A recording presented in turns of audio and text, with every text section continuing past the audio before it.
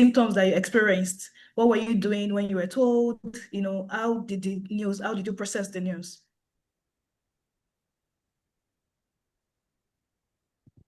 Well, like, you're still muted, Bolu. We can barely hear you. You're muted.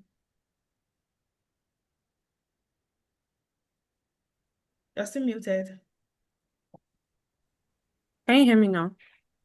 Yes, it's better. Okay. So I was diagnosed with a tumor in my brain in my final year at the University of Lagos. So prior to that, I had been having headaches for a long time, and I was always complaining, like I have headache, I have headache. I'll just go to the pharmacy, they'll give me Panadol or paracetamol, and like that was it still. But it now started becoming very constant. Then it turned to migraines at some point. It started affecting my sight. But I was still taking like pain relief because I mean headache, pain relief, Panadol or paracetamol until one night I had a seizure in my sleep in the middle of the night and I woke up in the hospital. The next day I was planning to go for my best friend's sister's party. I was part of the bridesmaid. I'd already gone to get my clothes and everything. I just wanted to sleep, wake up early, do my makeup, then go for the wedding. Then I woke up in the hospital. I was very confused because what was happening? How did I get here? Then the doctor told me that I had a seizure. And then prior to that, I was not a kind of person that used to fall sick. In fact, I used to brag that I've never been admitted in the hospital. I don't know where it's like to, take drip or anything. So that was what like prompted my doctor that this is not somebody that falls sick. Like the highest I've had is malaria, then I'll take anti-malaria and I'm fine. So they told me to go and do an MRI that if I'm not somebody that falls sick like that, there's something that has to be wrong with the brain. Then I did an MRI, then lo and behold, there was a very, very big tumor there that was resting on my left eye.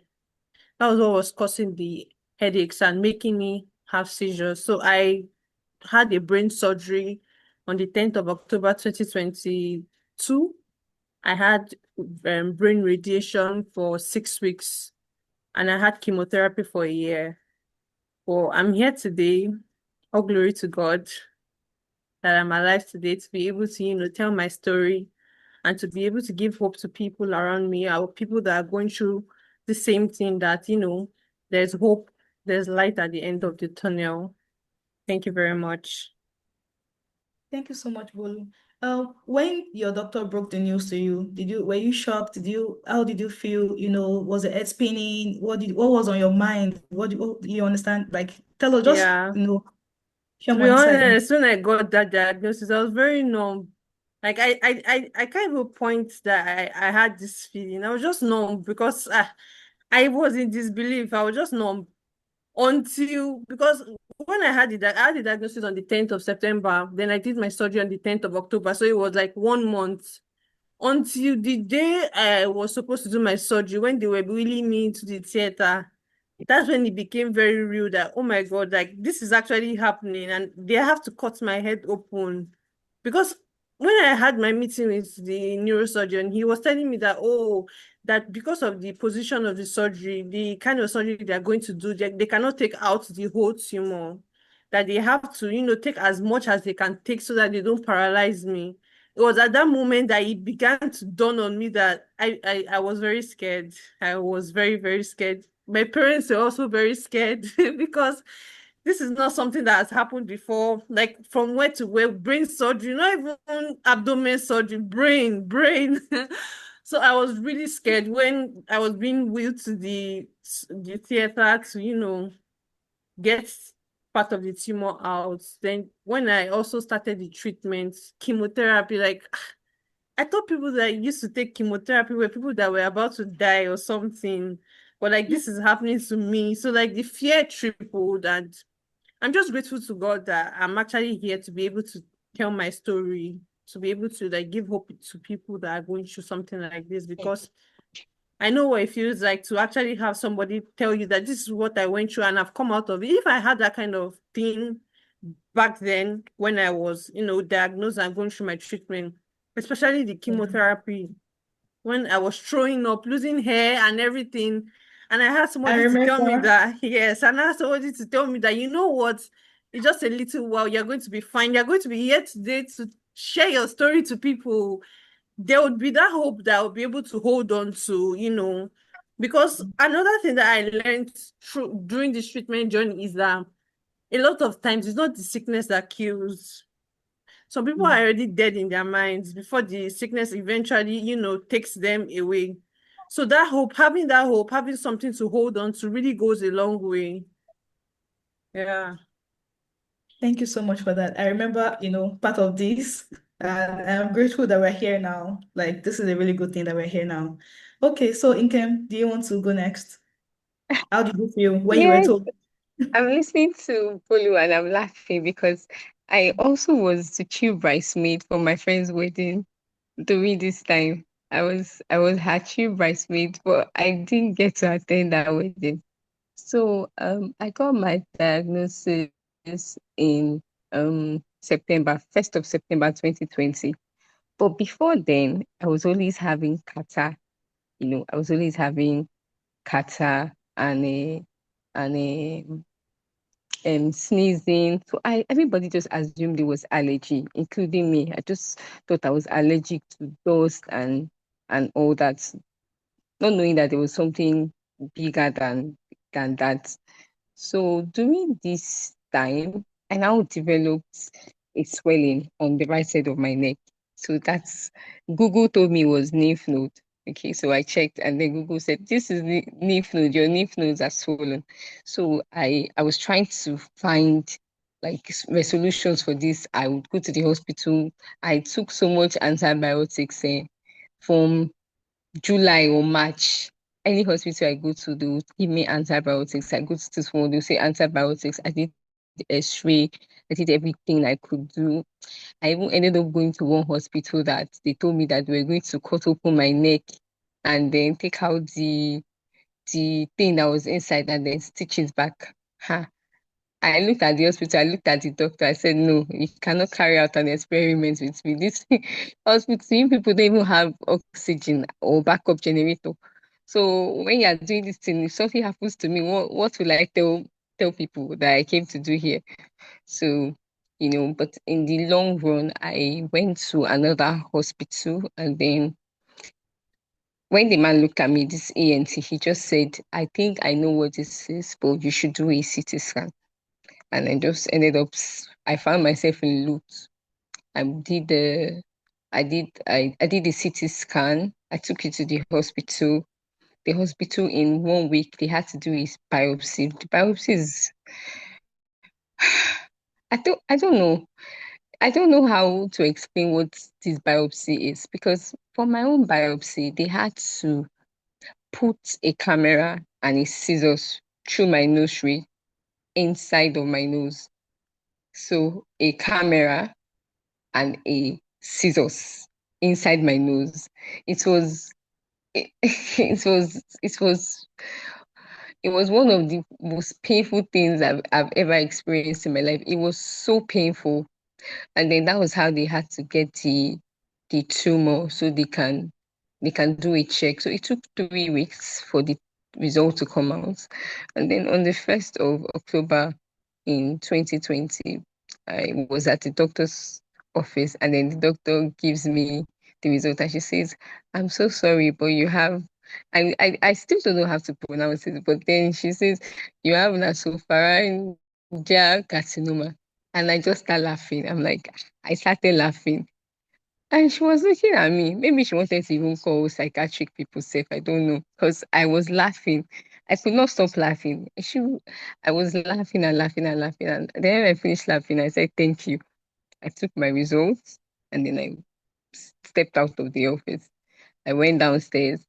I don't know how I saw myself in NSIA. I just know I saw myself somewhere else. Not where I came through. I just knew I was just walking. That's how confused I was. I saw myself. I entered NSIA. I said I wanted to ask if I want to see an oncologist, what's the requirement? They said I'll book for consultation. And then they told me one ridiculous amount. The amount was so high. I said, just to see the doctor. I said, yes, so I have to pay the amount. I started laughing again and then I left. I got home and I started to read. That was when I now started crying. I got home and I started crying because I now realized that, wait, though, I'm reading this thing, and it is my name that is here. It is me that has this thing. I am the one that is sick. It was a very, very scary experience. But then that is the good thing about having these beliefs that, the thing is, like Bolu said, it is actually the mind that kills. The only thing I just wanted to see is that people survive this. And I saw that people survive it. As soon as I saw that people survived it, I knew I was going to be fine. Even during my treatments, when the doctors be like, where is the patient? And then they see the patient, this patient is this is the patient. They are always in, sometimes I look like the result looks like the patient should be dead. But the patient is standing. Even if she looks she looks almost dead, she's standing. That is like the way that I had to live. I never for one day thought I was going to die. I never for one day thought that it was over for me. Every single time, even when I wasn't eating, I still told myself that in Kem, you'll be fine. So I think that is like one of the major things. And I had family that I would always tell my mom that, Mommy, I'm okay. I'm fine. Even when they say, in Kem, I'm not eating for 4 months. I'm fine. I'm okay. I just knew that I had to survive. I'd not I'd not come here to die. I'd come to fight and I survived. And I'm so grateful that, you know, to God, to my doctor, to my family, that nobody gave up on me. I didn't give up on myself and everybody was there and rooting for me. So that's it. Thank you. Thank you so much, Nkem. So, like Bolu shared, Bolu had a more exaggerated symptom. She had seizures, while Nkem's symptoms, they were subtle. There was sneezing and, continuous nose running. And that's the thing with, cancer. While some, experience the exaggerated symptoms, while in some other people, it's more subtle and all of that. And that's why we're having this conversation today. Thank you so much, girls. Thank you so much, ladies, for sharing you know, your story. And Inkem, I'll start with you again. How did you break the news to your mom? Because it seemed you went to the hospital alone. How did you break the news to your parents? Did you have to call in a conference session, family and friends? How did you tell them and how did they take it? So I I just I took my CT scan home. So because they've all been going with me to biopsy and everything. Everybody has been with me all through the process. But on the day I wanted to take my results, I just wanted to go alone. So when I got home, I gave the results to my brother. I gave it to my sister. Everybody read it and everybody was looking at me. I was like, that's what it is. That's what the and then the first thing is what is the why? Because we had to go back the next day to ask why. And then the doctor was asking me questions. But breaking the news was the thing my mom said was that the sickness is unto the glory of God. And I think I just held on to that, you know, and just say, okay, I'll be fine. And the thing is, I don't know how, but I think my daddy was the only person that cried. My daddy cried. My mommy did not cry in my presence. My siblings, they did not cry. Everybody was just maybe in that state I was, which is confused and surprised and shocked. So my daddy was the only person that couldn't take it.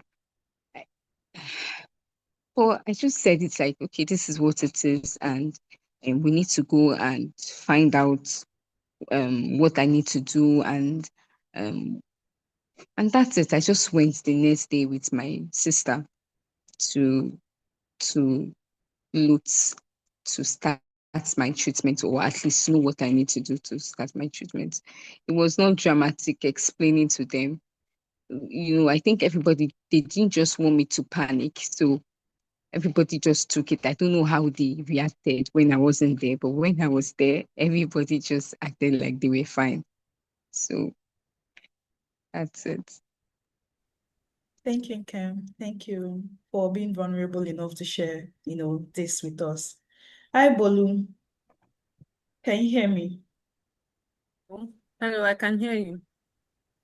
Okay, so Ikem just shared how, parents and, everyone reacted to the news. How about you? What did you have to do to, break the news to your mom? I didn't And break it to what, her. She was there and when how they did were they breaking convince it. you? How did they convince you enough to go for the surgery and, start the treatment? What did they have to do? Was there anything extra that they had to do to get it to surgery, to get it to come to Luth? I feel like they just, because at some point, especially when I remember waking up in the hospital and I was telling the doctor, "Oh, I'm fine. Can I go for the wedding now?" And my mom was like, "I'm going to give you a dirty slap." She was like, "I'm going to give you a dirty slap. What do you mean that you want to go for a wedding? Do you know what happened to you?" But like throughout the hospital visits, my mom and dad were with me. They didn't let me out of their sight at any point. At any point, they didn't let me out of their sight. So like at some point, I had to be telling my mom that I'll be fine. I had to be telling her that I'm going to be fine, that she does not have to, stress, because I could see the stress on her. I could see the stress on her and my dad. So I could see the stress on them and my siblings. Everybody was walking on eggshells around me, just putting me at that side. Did not want to say something that, would, break something or, provoke something or anything. But like we were there together, we got the diagnosis together, and we are here now. Thank God for that. Yes, thank God for that. Okay, so how are you now? How is life now? How are you adjusting to, life now, this new norm, having gone through that experience from surgery to chemotherapy? I remember how you were during your chemo, having gone through, the phases of care from surgery to chemo to follow-ups to having to do the MRIs and all of that. Like, all of this, the experience, has it changed you? Has it changed your life goals? Has it changed your friendships? Like, are there some friends that feel that this is communicable and they don't want to talk to you again? Or your friends are also taking it well and they are still your old friends are still your friends right now. Do you feel that your diagnosis has somewhat changed your life goals? Like maybe you wanted to be this before, but now like you've reduced your goals and your dreams and all of that. Did any of this impacts, that? Yeah. The first thing this experience changed was my relationship with God. My relationship with God got better because I had to ask what was actually going on. Why me? Why is this going on with me? Nobody in my family has ever had this type of thing. Why am I the first person to have this type of thing? So like that's the first thing that it changed. My relationship with God got better. Another thing, my career, yes, it changed my career because I mean I was in my final year studying microbiology. I'd never wanted to, work as a biomedical researcher. My thinking was that when I'm done with this microbiology degree, like every other person, I'm going to go into the bank, go into the financial world, take some professional courses, and start my career from there. But now I'm actively working in biomedical research, you know, researching and wanting to help people to find, solutions, add, contribute my own quota to the general or global fight against whatever it is be happening, be it infectious diseases, cancer, biology, cancer immunology. So yeah, it changed the directory of my career path. And as for my friends, I think that one of the things that God blessed me with during this period was friends, the gift of friends and family. I had good friends that stood by me. In fact, one of my friends, I don't know if she's going to be on the call. One of my friends, I didn't tell her because I knew that she's always panicking and all of that. So our mutual friend told her that I was going to have a surgery that night. I was in Ikoyi. She came all the way from Bagada that night to the hospital and was like that, do I want to kill her? Why did I not tell her that? Why am I doing that? Why did I not tell her? She made me promise to her, written statement that I was not going to die. And she's like, I had friends, like my friends would take they relieved my parents a lot. They would take turns with sleeping with me in the hospital. Even when they didn't need to sleep with me in the hospital, they would take turns sleeping with me in the hospital. They had like a timetable that they took to sleeping with. So I had support, I had friends, my family too, my parents, my aunties, my uncle, my auntie especially, Auntie Biola. I don't know. I'm sure she's on this call too. She was a major support. She was not in Nigeria at that point, but I saw her support. So I had friends, I had family that supported me. My career, yes. I'm not going to the bank again. I want to work as a biomedical researcher. I want to work as a biomedical scientist. I want to do research, that impacts the life of people, translational research, from bench to bedside, not just, ending in a publication or having from bench to bedside that has real impact on the life of people around me. And I'm starting with my country, Nigeria. Yeah. Thank you. You deserve a round of applause for that. Yeah. Thank you so much, Bolu. Thank you for, contributing your quota in ensuring that, you are not just an advocate, but you are following through to ensure that everyone, gets the best of care. And, we are discovering new ways of treating, these malignancies. How about you, Inkem? How did you have friends, as support system? Has Mm. this changed anything for you? Life goals, friendships, your relationship with God as with Bolu? So if nothing has ever tested your faith, sickness would. So anybody that goes through sickness would definitely have um a an experience with God. There's no way you would go through something like this and you don't have an experience with God. You know that every time you sleep and you wake up, it is it is grace. Okay, it is not just you. It is grace because there are other people that are doing like better, like they look better, they are responding better to treatment. But one day you just realize they are no more here. But you are here. So everybody that's gone through this would have a better experience with God. As for my career, by the time um I just finished a course in aviation. I did uh I was supposed to start working as a flight attendant during all of this. When this happened, I was supposed to start working as a flight attendant. So after the treatment, I said, okay, let me go back. And that was the last time I tried. After the treatment, I went back. And then, for you to work as a flight attendant, you have to have a particular weight, okay? Because the flight though is actually very heavy.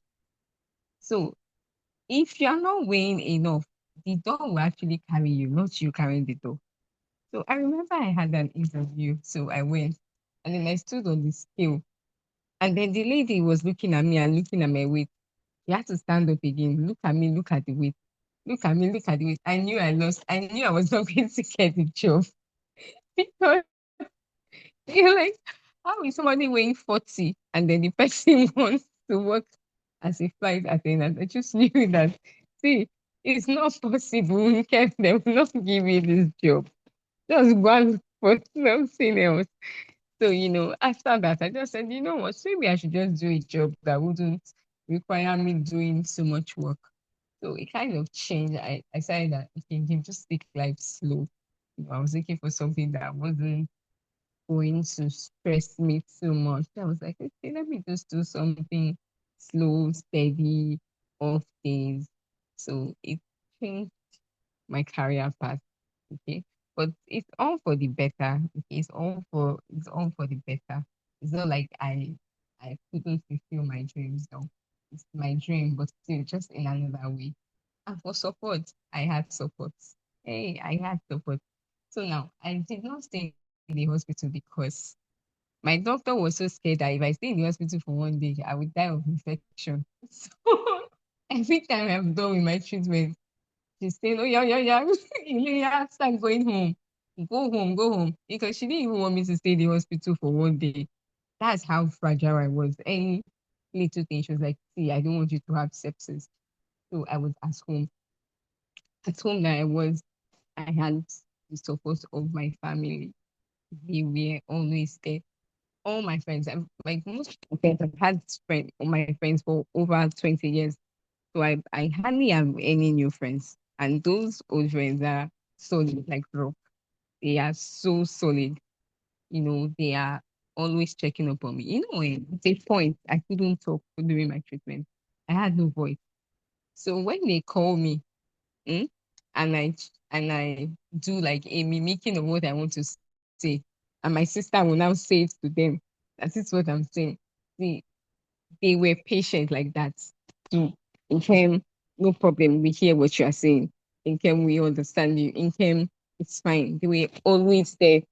Even when I say, see, I don't want to see anybody, they would still come. They would still show up. They they are still here with me till now, every single time. Just that now everybody thinks Nkem is a softie and doesn't need stress.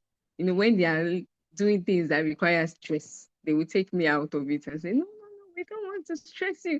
I think that's the I privilege was going to I'm ask that. enjoying. They be like, no, Nkem, don't worry, don't worry.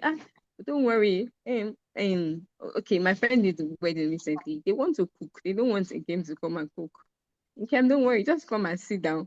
So I think that's the that's what I'm enjoying. Everybody's treating me like a softie, please, like, we don't stress. And they all call me Miracle. So that's my name. So everybody calls me Miracle and say, no, our Miracle. No, please, don't stress our Miracle. Don't stress our angel. Don't stress.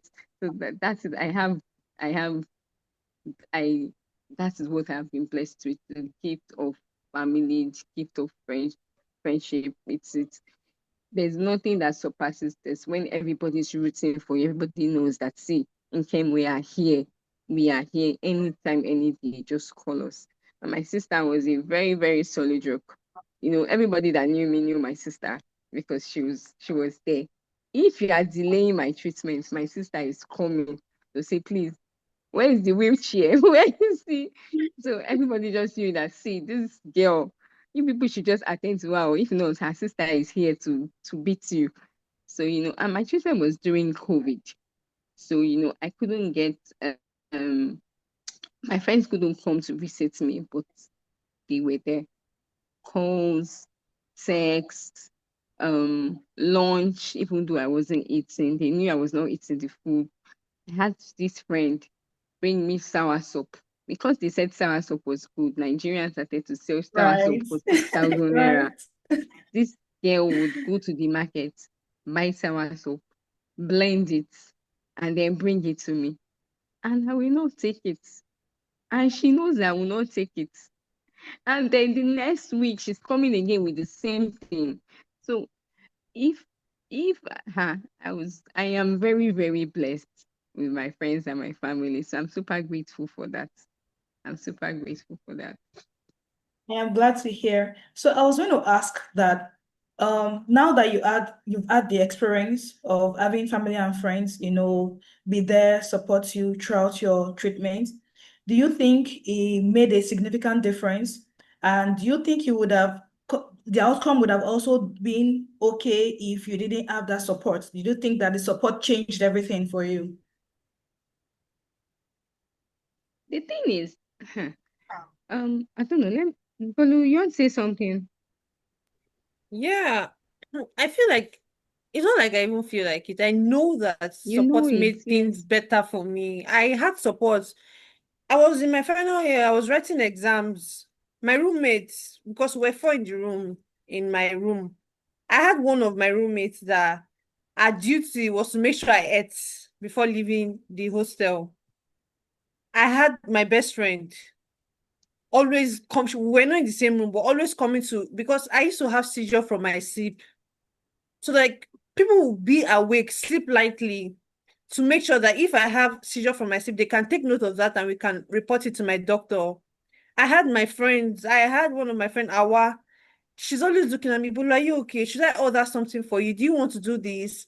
I had my roommates, Wakila to make sure that I eat when I'm going out of the room in the morning, when I'm coming back in the evening, I'm meeting something to eat. Like it was not her duty. She didn't have to do that. But she did that for me. I had my parents, they made sure that I had everything that I needed to have, for me to, get better and for the treatment, because it's one thing for it to be undergoing treatment, is another thing for your mind to be at peace. You're not you're struggling with treatment, you're not struggling with other things that are around you. So I had support and it made things better. I had my friend Abola. He would drive me to anywhere I wanted to go to. I just have to pick up the phone and ask him, Abola, please can you take me to this place? And he's willing to take me when my parents are not available. If I had to go to the hospital and my parents are at work, I can call Abola, can you please take me to the hospital, or can you please take me to this place? So like it definitely made things better. I can't imagine navigating that period without Mm. people, because my classmates in school, even if I didn't tell a lot of them, at some point they had to know because I was fainting in exam or like repeatedly. There was only exam that I even passed out. Like I had people that were making sure that, okay, one of my friends, Aisha, she'll make sure that she summarizes everything that I need to understand for the exam, because I can be reading and I'll have a seizure. My doctor told me to defer. They told me to defer this session, but I was hell bent on not deferring because I'd been in school for too long. Then the whole ASU strike. I just really wanted to leave. I didn't care, but like, I just really wanted to leave the school because it had been too long. Being in that school, it had been too long. So like I didn't want to defer. So I was hell bent on writing my exams, just finishing this final year and just getting out of this place. So I had people that were helping my classmates. They will help me to write my lab reports if I needed to submit submissions, meet deadlines, even my project mates, because I was also doing my project. My project mates, they were also helping my project supervisor, my academic supervisor in school.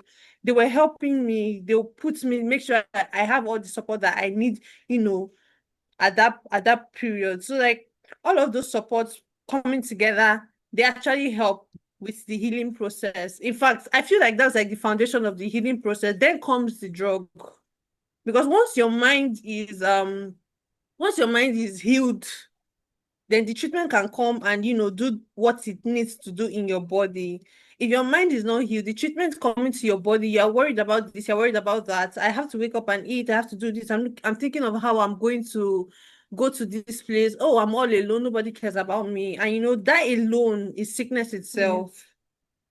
So yes, like I had support and I'm just glad for my family, my auntie, everybody that supported me, my auntie Biola, my daddy, everybody. Like it was really good and I'm just glad to God that, I saw through that experience and I'm alive here, to tell the story. And I'm also grateful to the support that I had. The people that supported me, I'm very grateful and I can never stop thanking them. Thank you so yes, much, Bolu. Even as caregivers, we emphasize the importance of support, family support, caregivers, having people just around holding your hands through the treatment to tell you, to constantly reassure you that everything will be fine. That alone is the first healing process.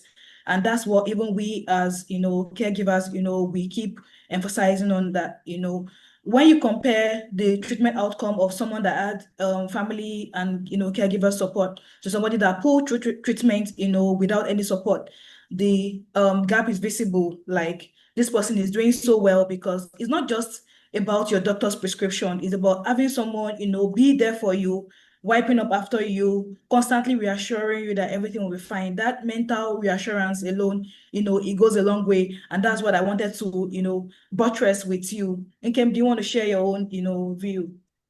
yes. Okay, so I was saying that when I came down from the doctor's office and I went to NSIA and I saw that I had to pay this huge amount to have just a consultation. I was already like, okay, so now if this is just consultation, what will I pay for this treatment? Now, this is it. My friends made sure that they took the burden of the treatment of me. What do I mean? I got my money through crowdfunding. Now, I made just one post and my friends did the rest. In 3 days, I don't know how my friends did it, but in 3 days, I had all the money I needed for my treatment. And the thing is, the fact that they were able to, first of all, take away the financial burden from me and say, Nkem, see, just sit back. Your own job is to get well. They took away the financial burden from me. I did not have to spend my money for this. I did not have to start looking for money around. I did not have to start selling my things. I did not have to start running around. They made sure that, see, in camp, I was just saying, people saying, your friends told me, your friend told me, this your friend talked about you, this your friend said this your friend saw this. And the fact that I just had so many people just rooting for me and saying, in camp, see, it is just a phase, you'll be fine. That support meant everything to me.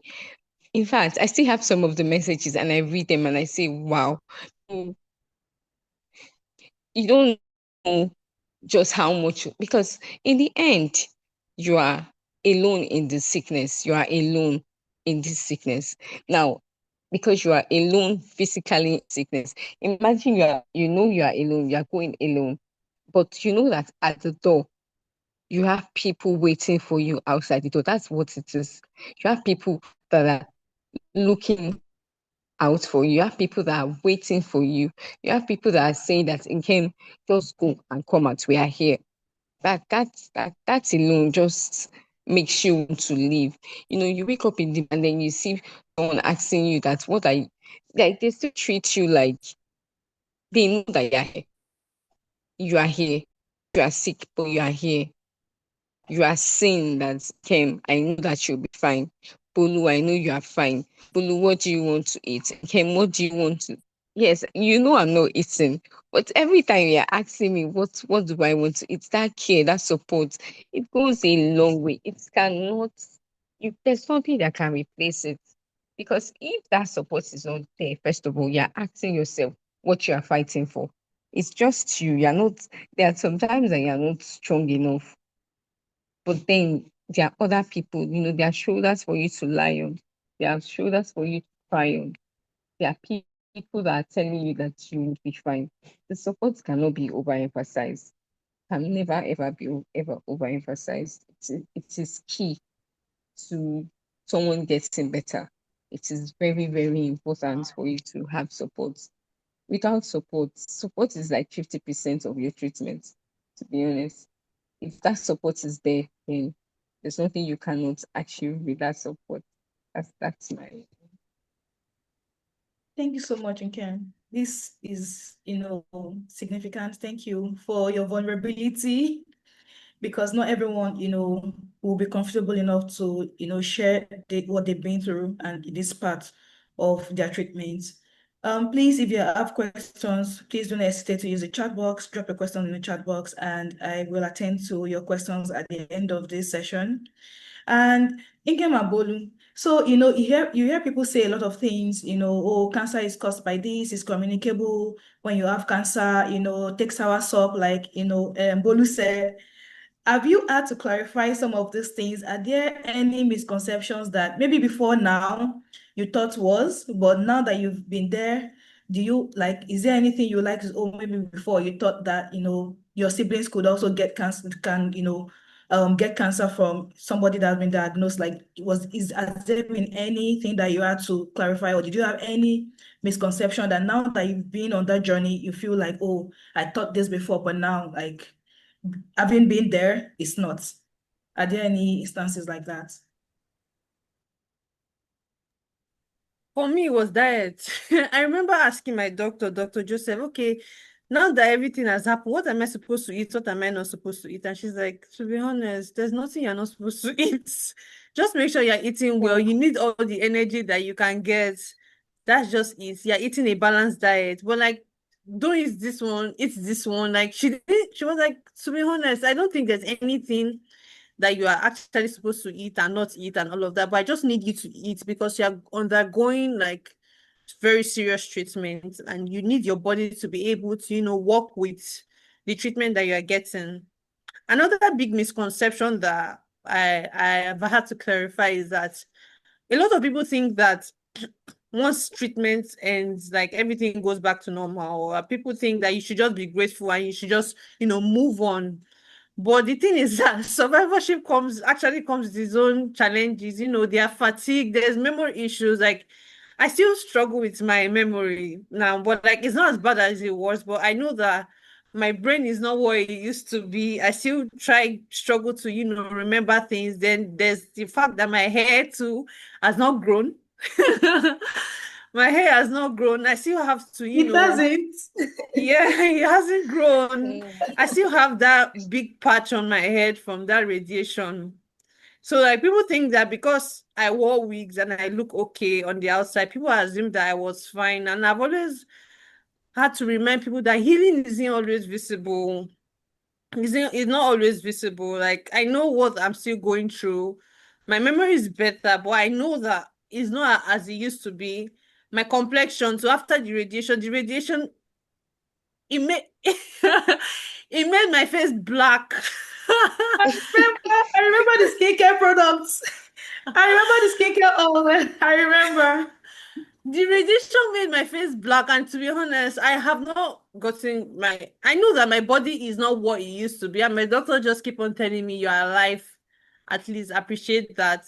Last week I had an appointment with my neurologist and I was complaining, what can I do to, remember things more? And she was just like, you know what, just leave. Just leave, just take it a day at a time, just leave. Then you know that your brain went through something that, and it is your brain, it's not your abdomen or your intestine, it is your brain. Like that's like the major powerhouse of your body. Your brain has gone through something very, very, very, very critical. So you need to give it time to heal.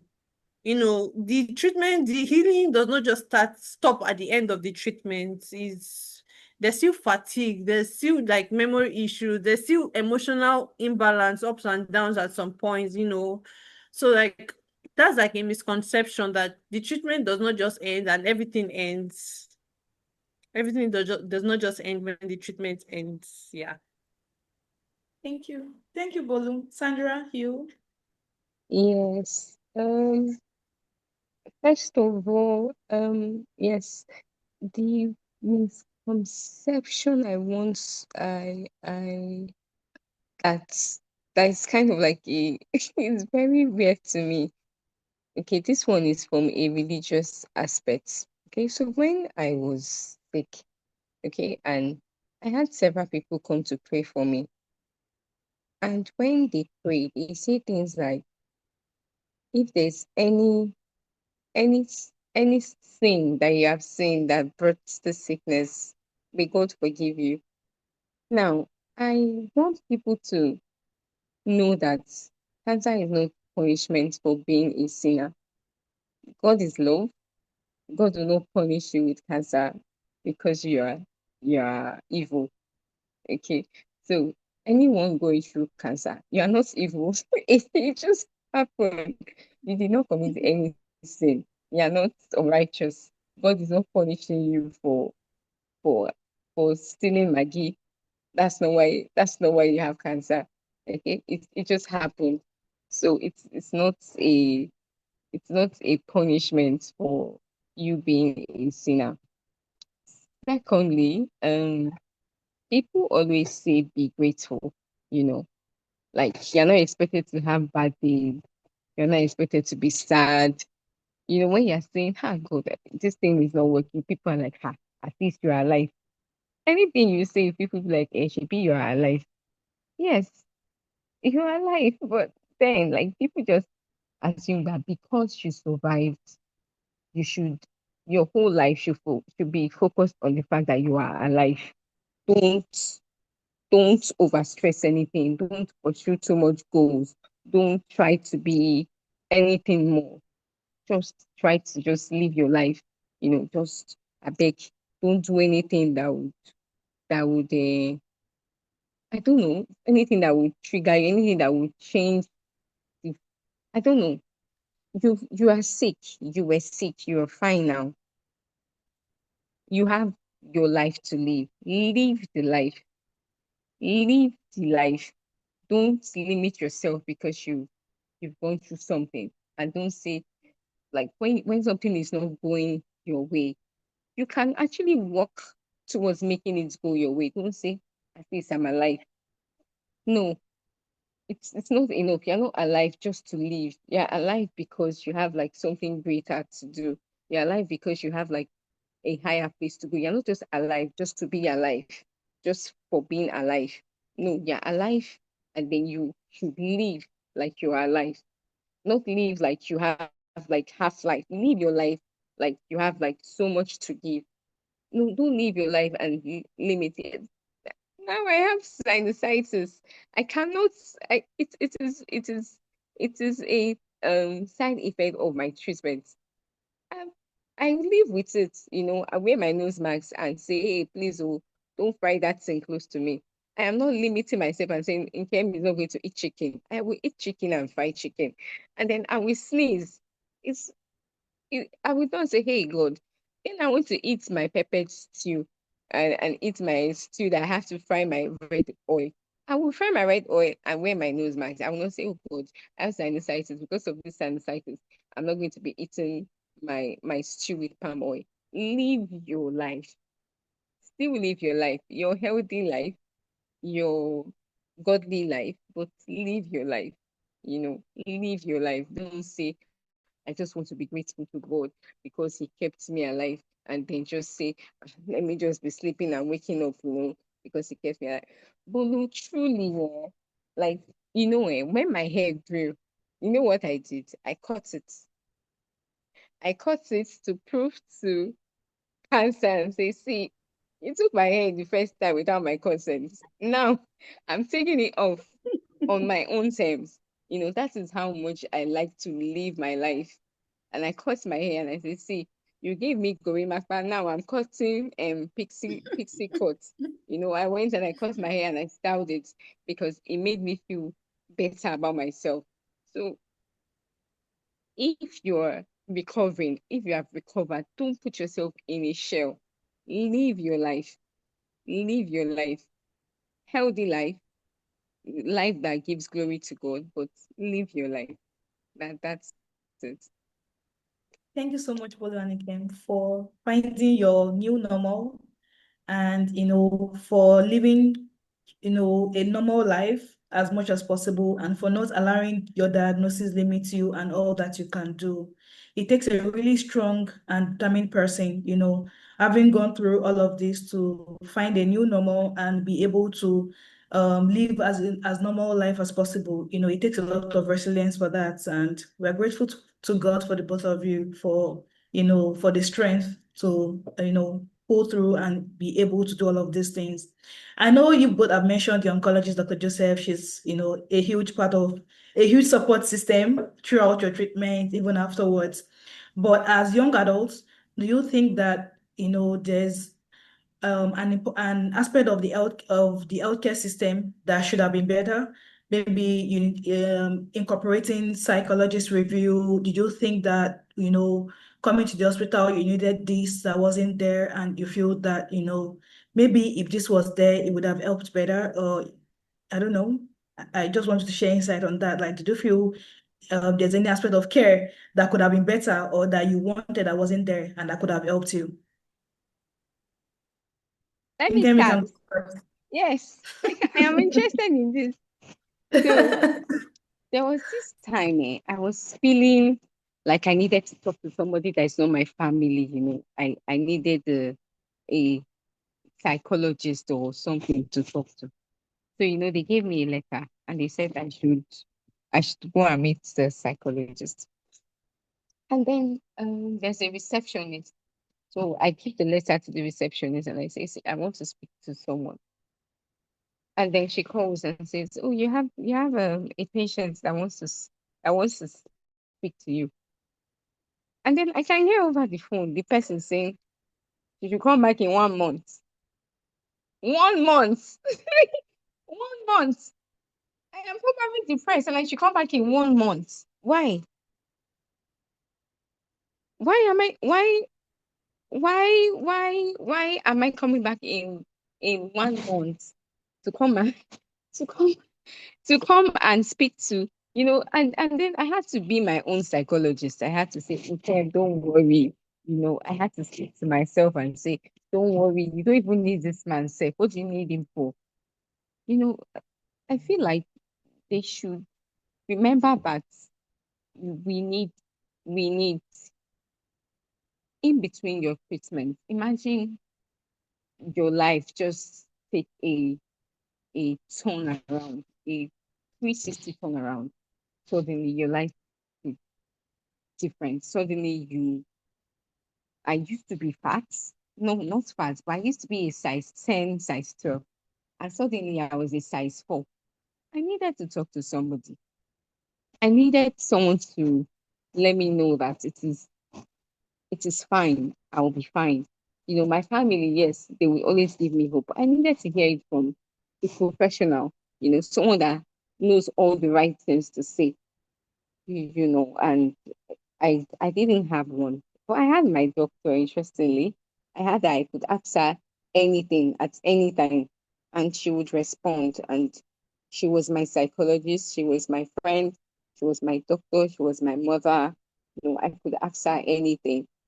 She'd be like, see, tell me, and she would do you know, the one-on-one psychology thing and say, what do you want to ask me? Let me know. Even when I'm not talking, she sees me and she says, is there something you want to talk about? And all of that. And another thing, the people, the nurses that are treating us, they need to know that cancer can be cured. I don't know if they've not noticed that there are people that get well. I don't think they know that people get better. That's the nature, not everybody. Because I had a chemo pot. I didn't have a lot of vein. So I had to do like a chemo pot where I would be taking my treatments, my chemo. So I remember in 2022, I decided that I wanted to take out my chemo pot. So I went to the hospital, I went to the chemo, and I told them that I want to book for a section. I want to take out my chemo pot. And then the matron that's supposed to be that is treating me says, why do you want to take it off? Say this una sickness, no, they go. That's what she told me. And this is someone that I come to, and then you give me treatment. If you that you are giving me treatment things I cannot get well, why are you there? People should, I think that whole section needs to be, they need to be educated. I was looking forward to, ringing the bell after my treatment, ringing the bell and saying, see, guys, I did it. People can actually do the bell is not for decoration. It is for people to ring and say, see, I did this thing. I am done. I am cancer free. You know, they, they need to know. I don't think they know that people can be fine. I don't think they know that, or they are expecting that maximum you have 5 years. Maximum you have. I'm going on 5 years. In September it will be 5 years. I am fine. And there are people that have been better. They've been okay 10 years. There are people that have been okay. I met somebody that it's been how many years? I think 20. And they are living a life. You can be fine. You can be fine. So these things, if they can work on it, this psychological thing, let them bring people that can speak to you and remind you that you are being seen, there are so many complications that would happen. You need to speak to somebody that would let you know, professionals that will let you know that whatever you're feeling is valid. And then if you're not just overthinking or overflogging, it is valid. Your voice is being heard, and whatever you're saying, there's a reason you're saying it. And then just I know you. I don't know if you understand what I'm saying, but I just I absolutely understand, Ken. I yes, absolutely understand. I understand the impact of whatever it is your doctor tells you or the healthcare professionals taking care of you. I understand how impactful their words can be, when your doctor tells you you'll be fine. Yeah, it goes a long way. I see a lot of patients coming to say, "Oh, I know you've told me that. I know I heard from a nurse outside or that I'm going to be fine and all of that.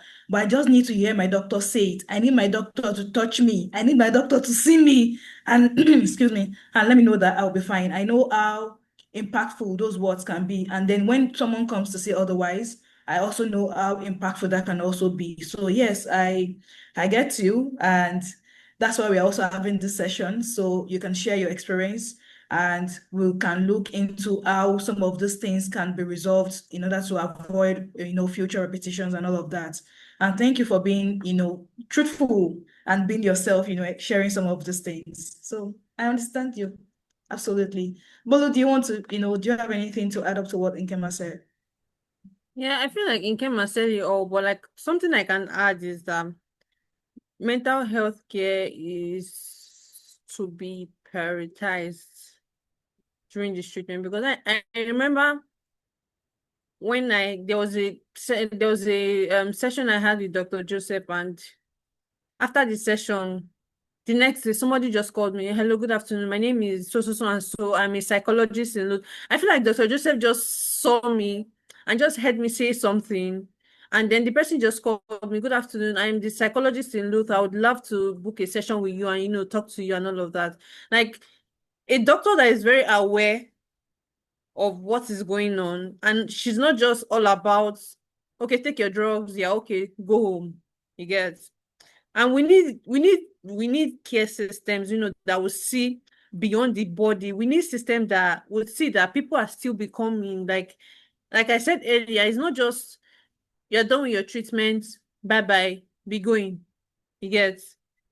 Dr. Joseph, she when I had her, she saw, I think maybe the way I was responding, I don't know exactly what she saw, but I know that she took it upon herself to get a psychologist to reach out to me. And then I got a call the next day. Good afternoon, I'm from Luther. I would love to talk to you. for Those type of things.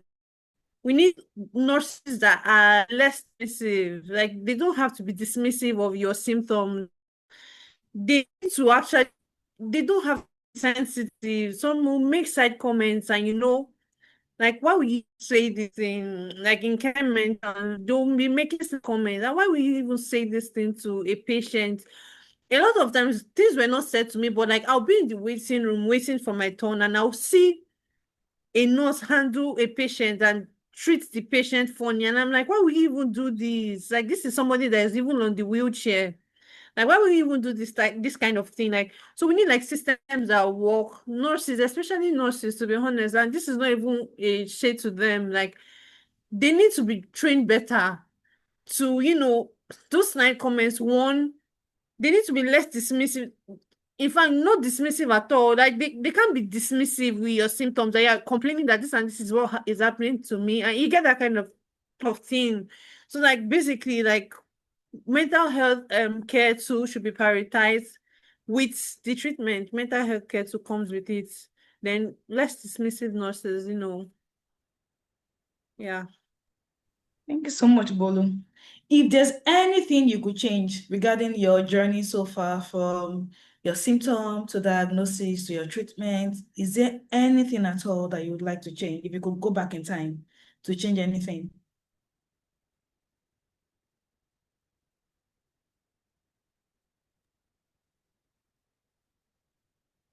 Bolu Nkem? I'm not sure. Maybe the biopsy. The biopsy was very bad. I don't like Yeah, it's very it. painful and traumatic for you. I'm so sorry that you had to go Imagine through seeing that. yourself bleeding, the blood was coming on my whole body. I had to change my surgical gown 3 times. I did it on Wow. local I'm bad with Anesthesia. pronunciations. No worry, I Okay. understand you. So I was I was awake and they said it was not painful, but I was feeling everything. It was so painful. I'm like, why am I awake and you're taking this thing out of my nose? Why am I seeing you put this long camera inside my nose and a long scissors? If if there's something they could have done, I'd like to change that. And also, I don't know. I think the for my treatment, that was the best treatment I could get. The doctor is a professional. She thought about it. She had like different options and then she picked that one, and which was suitable for me. The thing about the treatment is even when she found out that okay, this one wasn't going well or this one was too much for me, she changed it. That's the good thing about having the kind of doctor I had. Dr. Joseph, she was not just treating us, she was looking at us, she was seeing us. She could see that, okay, instead of doing it every 3 weeks, okay, let's do this one every 1 week.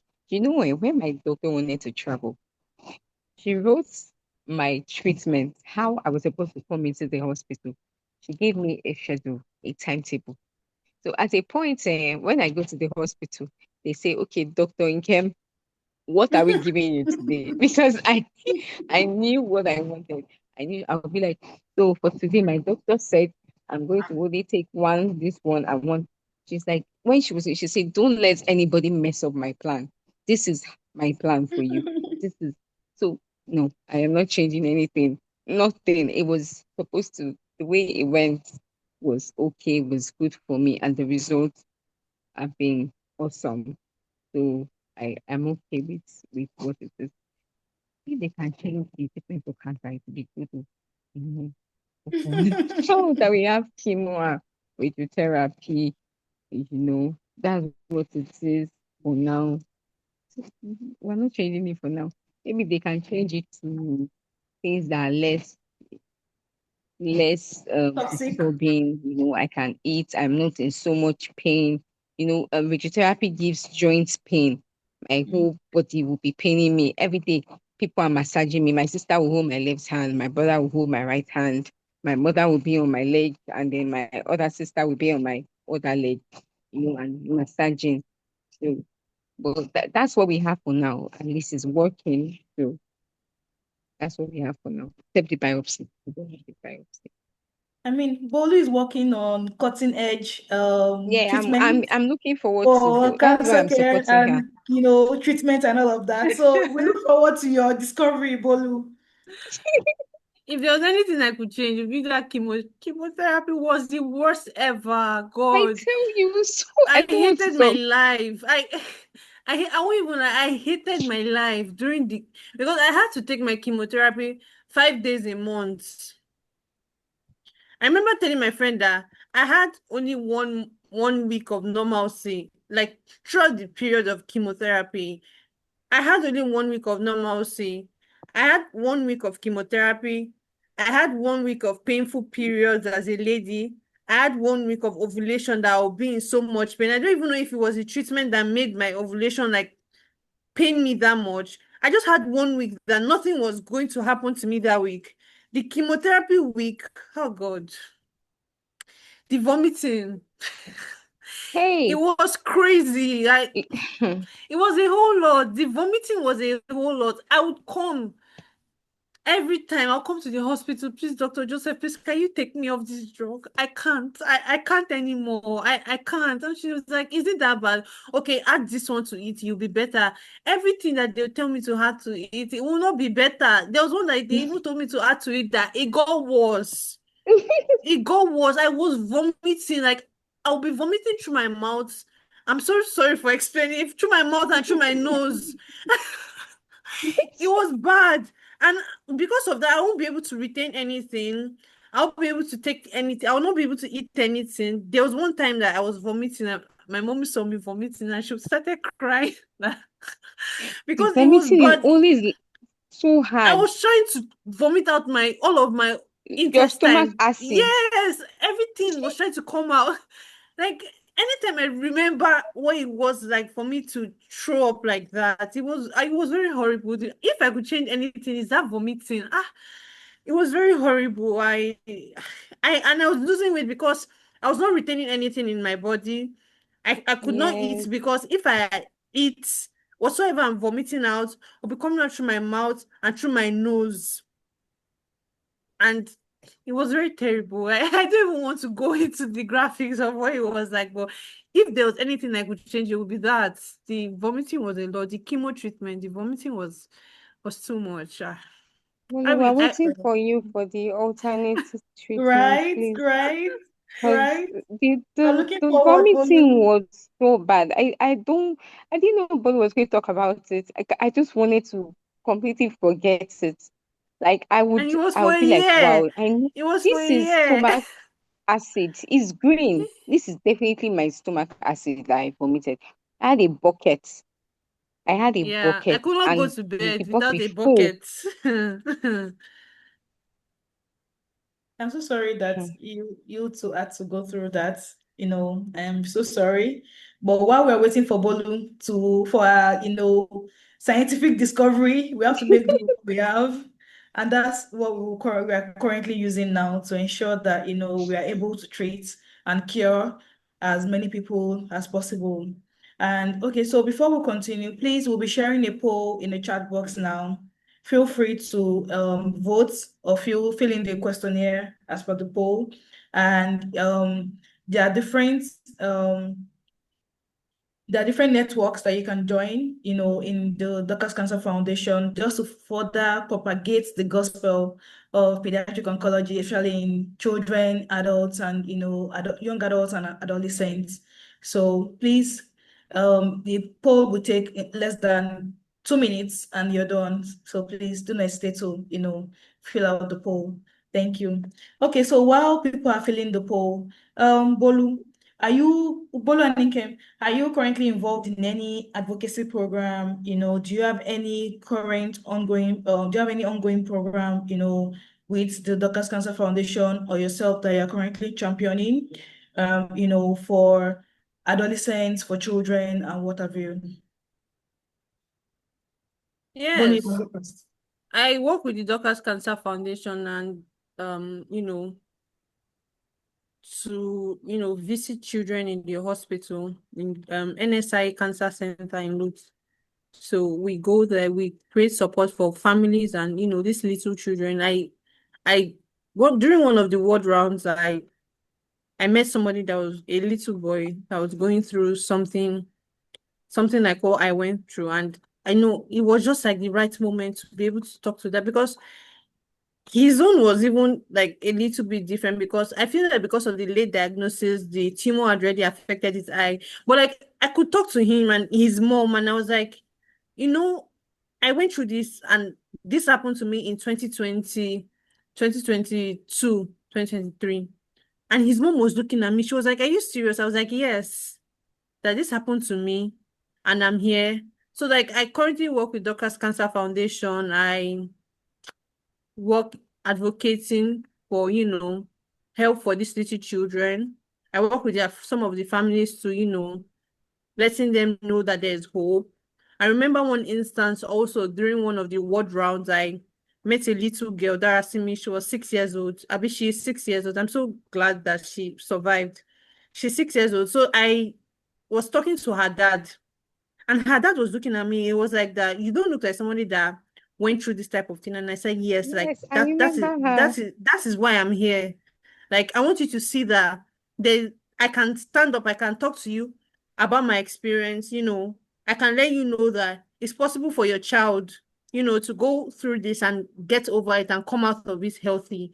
Like his dad was so our dad was just looking, he was just very shocked, looking at me. So like that is why I do what I do, to give hope to little children. Because imagine me, a young adult, going through that and feeling what I felt at that moment. How much more little children that, they can't even really express themselves like I would, but they are in so much pain because the pain is the same thing. The chemotherapy pain is still the same thing. So I have to be there. I have to, lend my voice to, the things that matters. I don't mind going, talking in public spaces, letting people know that there's life after cancer and it is possible, giving people hope. Because one thing about cancer treatment is the hope. I've always said it, like once you have that hope, imagine you seeing somebody like, oh my God, this girl also went through something like I did. She also had that kind of treatment that I did. It's possible for me to survive. Look at her. Like a lot of times I'll be talking and they'll be like, what do you mean that you had something like this, that you went through chemo? And I'm like, yes, I did in 2022.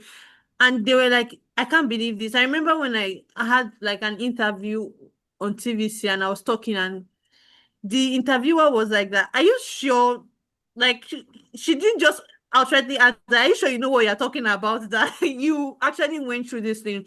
So like that's why I do what I do, talk, continue to talk, lend my voice, to the things that matter, give hope to people that do not have hope or don't know where to get hope from. So they see it, they believe that they can get better, and by God's grace, they get better.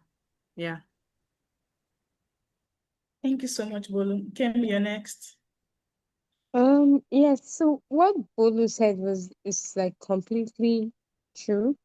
There are so many people that do not believe. Okay, you see them in the hospital and you know that they are just there, so it's not like they completely ignored the child. So it's not like they did not do anything. They're not there because they think the child will get better or that they will get better. They're just there, so it's not like they didn't try.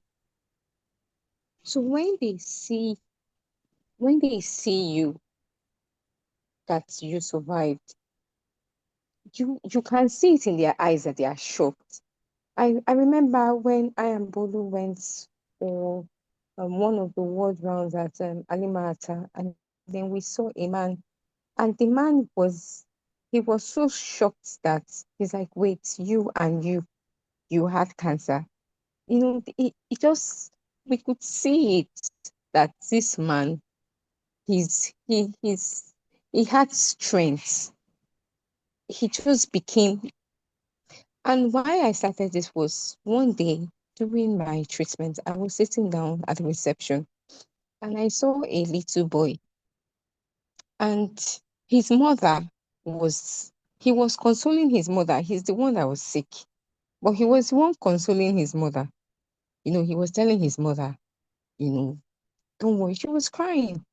And I don't know why she was crying, but I had the feeling that she was crying because she's like, she was tired. And at the time I was also sick, so I couldn't go and tell her that, don't worry, your child will be fine because I am sick too. I am here for the same thing that your child is here for. So the only thing I could give was money. But I know that money was not going to solve everything.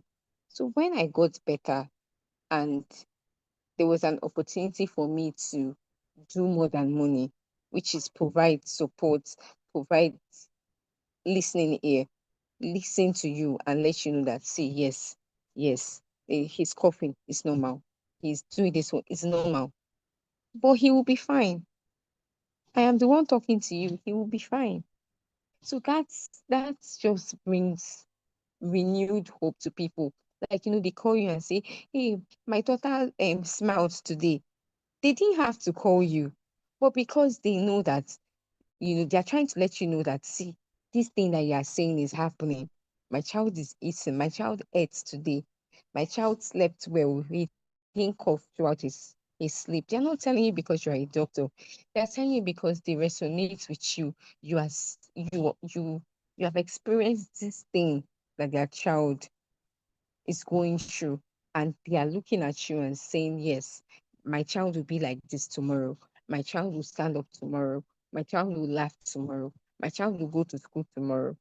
So every time there is a child that gets better, it's it, it makes something in me, like it makes me feel, yes, okay, you are doing well. I know I'm not the doctor, I'm not the one treating the child, I'm not doing anything, but it just gives me that hope that, see, more and more people are getting better, more and more parents, they are finding out that their kids can get better.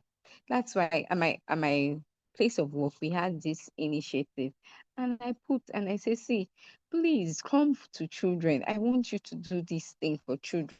So every time I have an opportunity to speak on children and pediatric cancer, I would speak about it, because in the end, children have a higher chance of surviving cancer than adults. So if we can put all the efforts to make, children and adolescents, and just say, see, these people, you can be better, you will be fine. And the children, they are so strong, because me as an adult, I am complaining. Yes, I was a young adult, I was a child myself, but still, these ones, some of them cannot even talk well. And then they are going through this thing that me, I'm saying I cannot stand up, I cannot eat again. They are also having the same experience. And you see them, they are still playing. So they are so strong. So if you can, the children don't even need this advice. It is the parents that need this advice. Say, don't worry, your child will be fine. For the child themselves, they are so strong. They are strong-willed. They are playing. They are laughing. So it's amazing. That's why I am doing all of this. Yeah. Thank I just you. want to, sorry, I want to add something to what Ikem said. So, like the Doctors Cancer Foundation, that's why I'm very interested, or rather, that's why I'm working hand in hand with the Doctors Cancer Foundation, because Doctors Cancer Foundation is doing an amazing job with these children. Like they have systems in place, to help these children. They help support your care, the care for the children. They even have systems whereby when a child gets better, they help them to find schools that that can, like, Yes. that is so mind-blowing. Like they Yes. help them to find Back to school schools, yes, project. back to school project, where they help them to find, schools that they can accept these children, where there's this stigma is not there, you get. Even for the family, after the whole process of the treatment and the money spending, they help to, put maybe the father or the mother back to work, helping them to, put together all of their work documents, like it is very, very good. And it is something that, it is what, working for, to be able to like impact lives. Thank you so much, Bolu and Kim. Thank you, the Doctors Cancer Foundation, for all the hard work you put in ensuring that these children are not just getting treated, but they live close to a normal life, and their care, their life goals, aspirations is not put on hold, or is not completely derailed because of their diagnosis. And that's something significant, and that's something that is laudable. So thank you, the Doctors Cancer Foundation, for everything you put into ensuring that every child diagnosed with cancer in Nigeria is well taken care of and also gets global standard of care. Thank you, Doctors Cancer Foundation. And thank you, Nkem and Bolu, for this session, for agreeing to take this session, for being vulnerable, for not holding back, and expressing yourself and saying it as it is. It's not easy having to relive all that, all the moments, and that time you see your life flash right in front of you, like, oh, I'm sure you couldn't even believe at that time that you will be doing all of this now. Yeah. And we are most True. grateful to God, to you both, for the life of you both, that you're able to, um put yourself back into the system, give back to the community and everybody around you, to ensure that, all the things, the good things that you should have had, the support and everything, that another child who doesn't have that luxury also gets that one way or the other. And that's a lot. And before we close the program, I would like to call again Miss Shikemi Oluleye to give the closing remark, and then you'll prepare your last words and we'll, close today's program. Thank you, everybody, for staying with us.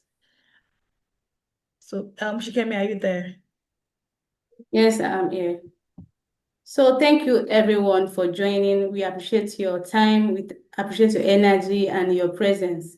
So if you'd like to learn more about the Doctors Cancer Foundation, what we do, and also more about our support networks, you please go to our website at www.tdcf.ng.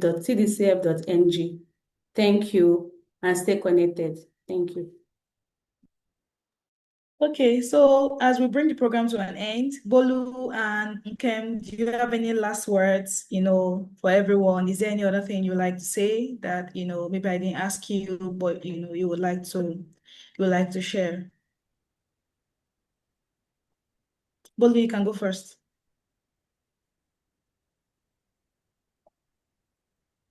You're muted. Bolu, can you hear me? Hi, Nkem. Bolu, can you guys hear me? Yes, I can hear you. Okay, so, or do we have anyone that would like to, in the audience that would like to contribute? If you have anything to say, please. I can't see any hands up. Okay, sorry. Korede Fasor, is there anything you'd like to say? You can unmute yourself. Is it possible to unmute him? Or,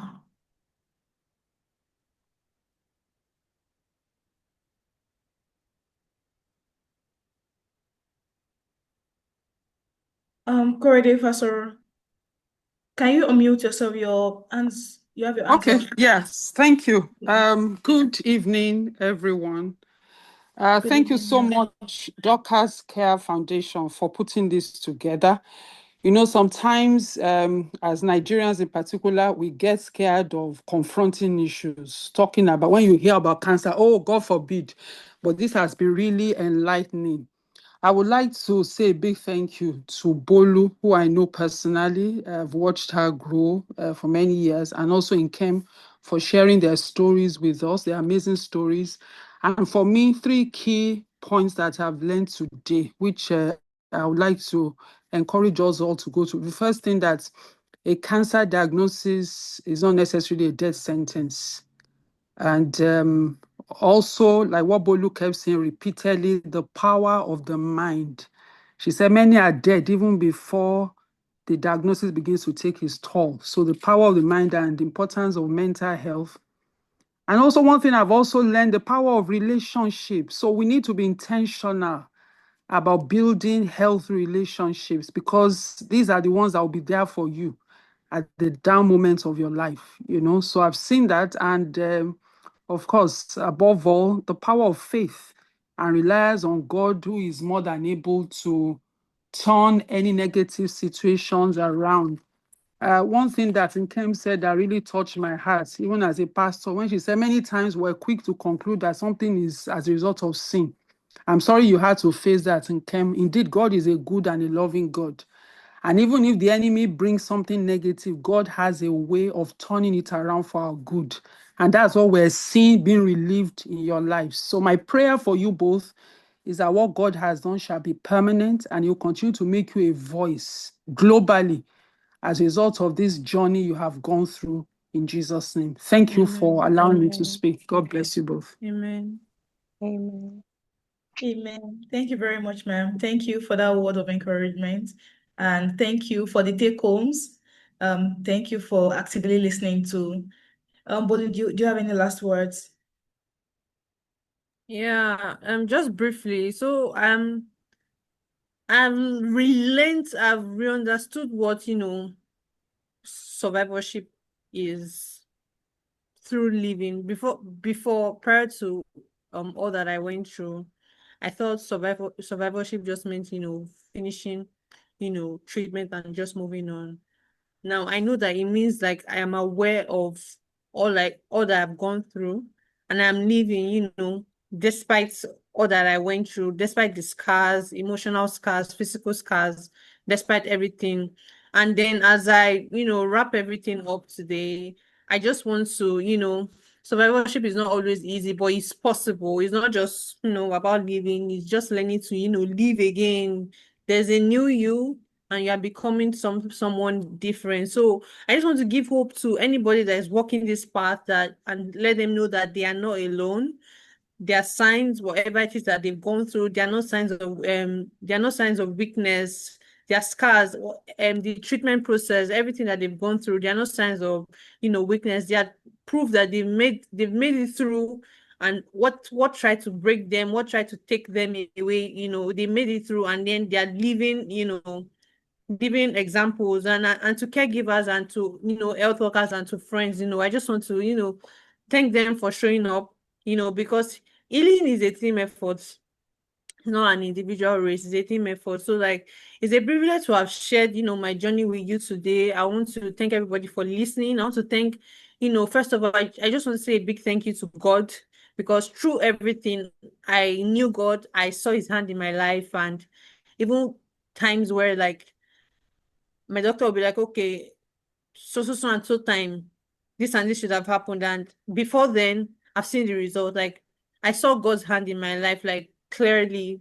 The next is I want to say a big thank you, to my parents. Like they stood, they stood behind me, with me at every point, at every step. They stood with me. I just want to say a big thank you to them, my family and my friends, all my family and my friends that are here today. I want to say a big thank you to them. All my friends that stood with me. I can list names and would not leave here today. So, all my friends, my best friend here one day, Abola is here. My auntie, my amazing auntie, Auntie Viola, she's here. My parents, my mommies, my daddies, Pastor Isaac is here. Mommy Fasher is here, Daddy Fasher too is here. They are all here to support me, because I told them I'll be talking and, they came to support me. I just want to say a very big thank you. At the end of the day, healing, surviving, and moving through life is a team effort. Thank you, everybody, for, coming together to just hear me share my story and my journey with you all. Thank you very much for having me. Thank you, Bolu, and thank you to Auntie Biola too. It seems like she's been a huge she's been a huge part of, the healing and survivorship. Tosin Shanu, I'll call you in a bit. Nkem, do you have anything to say? Um, all I just want to say is I'm grateful. Okay. So every single time, all I just say is I am grateful. Like you cannot quantify the gift of life. You cannot explain the gift of life. So I'm just grateful. In my quiet time, even when it feels like everything is, when you feel like you're not there yet, just remember the fact that you are here and there's a reason I am here. I always just say that I'm here for a reason. I'm not here just to stay alive. There's something I am here for. So I would get it. I would just get it. So that is as an experience of what I have gone through. Maybe if I'd never gone through cancer, I would have just everything I get, I would just say, oh, thank God. Oh, thank God. But now I really know how to thank God. I really know how to wait for his timing, for his gift. So what I want everybody to just take home from this is that um in the end we all have like a reason for being alive. We should live a life with a reason, a good reason. When you wake up, just have a reason. Have something you want to do that day. Have something. Don't just wake up because I'm awake. We're up and grateful. Up and grateful and a plan for the day, a plan for the week, a plan for the month. And God will always see you through. God will always be there for you. And I am like Bulu was saying, I cannot mention everybody that has been there for me. I'm grateful to everybody. That's the first first thing. I am grateful to everybody. I'm grateful for this opportunity to be able to speak, and I have people listening. I have people understanding what I'm saying. I have people empathizing with me. I have people that are learning, learning from what I'm saying. So I am, I am very, very grateful for that. I'm very grateful for that. My brother is, my brother is here. My brother is saying that I'm not mentioning his name. I'm grateful to my brother, Anthony. Thank you. Thank you for everything. God bless you. Thank you to everybody. I don't want to cry, so let me not talk too much. Thank you so much. Thank you. Thank you. Thank you. That's all. Okay, so before the closing remark, Tosin Shanu, do you have something to say? Can you unmute yourself now? You can unmute yourself now. Okay, good evening, everyone. Good evening, ma'am. Yes, I'm sorry I'm making this last remark. I joined a bit late, but I really want to thank God for the two young ladies I want to thank God for the strength and the resilience and the unwavering faith and hope that they have both exhibited. I happen to be Bolu's pastor or pastor's wife, and I have walked through the whole of the journey with her. I thank God that she's able today to come out. I can testify that she's given several testimonies about what the Lord has done in her life. And I'm so glad that each time she has to come up, I always strive to be part of what she wants to say. She has stories to tell. And came too, from all I've heard, although I didn't join right from the beginning, so I didn't hear most of what she said, but I can imagine the amount of faith and hope that they have both, testified of. I believe God strongly that your survival will be permanent in Jesus' name. And the voice that the Lord has given you, I keep encouraging Bolu that she has a voice and she should not keep that voice silent. She should keep talking about all the Lord has done so as to give hope to those who may be going through this, to encourage those parents, particularly whose child or word, at one point in time may experience this. We don't pray for it, but when it happens, they need that word of encouragement to come from people like these two young ladies who the Lord has, pulled through, and they've been able to tell of their story. I really appreciate all that they're doing, particularly for this foundation, and keep doing it, and don't silence your voice. I congratulate you on this, once again, what you have done today. And I really thank God. I've learned quite a lot. And just like Pastor Kuride Fashero had said, it's all about working on your mind. When you believe God that all will be well, then you have to confess it. You have to be intentional about it. You have to, encourage yourself in the Lord. And the Lord would surely continue to see you through and will continue to give you more to say to his own glory alone. Again, this program has been quite informative. I happen to work in Luth, and I know I've been to the cancer center a couple of times, and I know I can relate with a lot of what they have said. God bless you, and have a good evening. Thank you very much, Ma. I didn't know that you were going to be on the call. Yes, a big shout out to my pastor's wife, Pastor Professor Dr. Mrs. Oluwatosin Shanu. She has been a huge support. I just really want to say a big thank you to her. So I didn't know that she was going to join this call. I'm very grateful, your mom Ma. sent the link to me. Thank you very much, Ma. That's okay. You're welcome. God bless you. Thank you, Mrs. Tosin Shanu, for that. Thank you, Bolu and Nkem, once again. Today, we didn't just have conversation on survivorship. We have been reminded of what survivorship is all about, the strength and the resilience and the courage that is within us. If we're able to harness all of that, and that's what Bolu and Nkem, that's what they've done, being able to come here to share their stories, to also give people hope that, cancer diagnosis is not the end of life. And survivorship is only just the beginning of a new chapter that is filled with, strength, groundbreaking, experiences and all of that. And for that, we are grateful to the both of you for your vulnerability, for being truthful, for, agreeing to come here, put yourself out there in this manner. And, we are grateful to God for that. And also, I would like to say thank you to the Dorcas Cancer Foundation and Dr. Adedayo Joseph, who is the founder of the Dorcas Cancer Foundation, for putting this, together, for the insight and for, putting resources into founding Dorcas Cancer Foundation.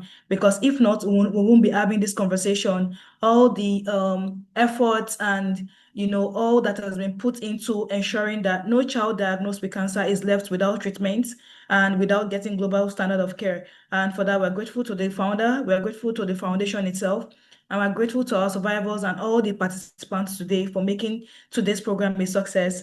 And this is just a series one. This is just the beginning, and we hope that, as children get diagnosed, as we treat them, as they get better, we're able to, improve survivorship, especially in Nigeria and in, West Africa as a whole, and globally too, that we're able to, treat children with cancer and actually cure them for them to share their stories. So thank you everyone for joining today's program.